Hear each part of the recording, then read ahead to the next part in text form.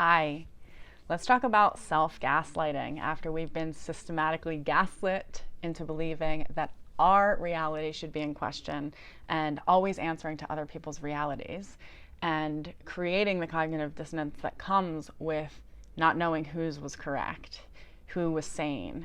And we oftentimes are people who wanted somebody to look over at and say, like, yes, I see it too. But the people that we'd look over at would be like, don't talk about the fact that you're looking at the thing. Like, don't look at me. I don't want to be seeing the thing that you're seeing.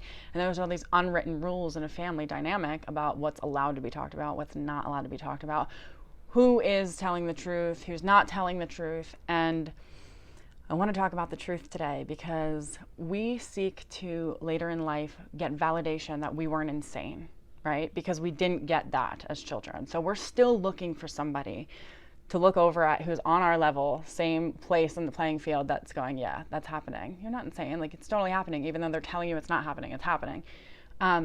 Just that one person would have made it all the saner. And especially if you're coming from a big family and that one person is like many, but none of them will look at you, that's also insane. That's like even more insane.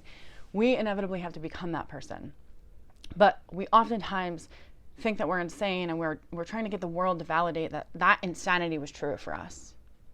And we need somebody else to say, yeah, this was a real reality, instead of just letting it be true. And this is all I want to say to you today. Let your story be true. That doesn't mean you have to do anything with it. Truth never needs proof. It doesn't become more true if you talk about it, become less true if you don't talk about it. The truth never ever needs proof. It doesn't need you to even talk about it. But letting your story be true for you and not gaslighting yourself into knowing whether you should still question your own reality. Letting it be true for you puts you in a position where then you can say, that story is true. It's a true story, but it doesn't have to be true for me, right? It doesn't have to be my story. And as an empath, I imagine, the person I was talking to about this, she says she does that a lot. And I understand what she's saying. It's like this program that we have as an empath. You see somebody else's story, right? And it's like, oh my God, that can exist. Like, how do I protect myself from that? And we go, that's a story. That's a real story. And oh my God, I'm in the story energetically because I believe in the story. And we take on that story as if it could be true for us, when the truth is, just because we were experienced a story in childhood that was super true, it's no different than playing it on a TV now, because it's not in the present moment, right? That was true.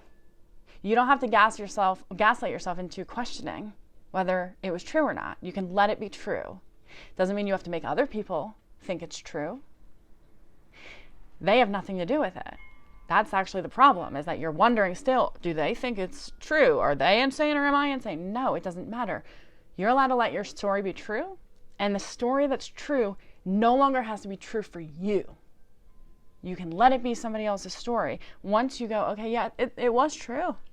It was true. And that's a story for a different version of myself.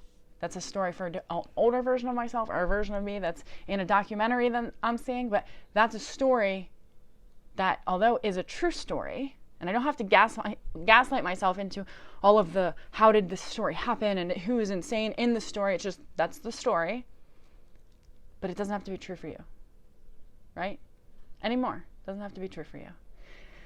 Okay, I hope this was helpful. I will talk to you guys soon. Have a great day.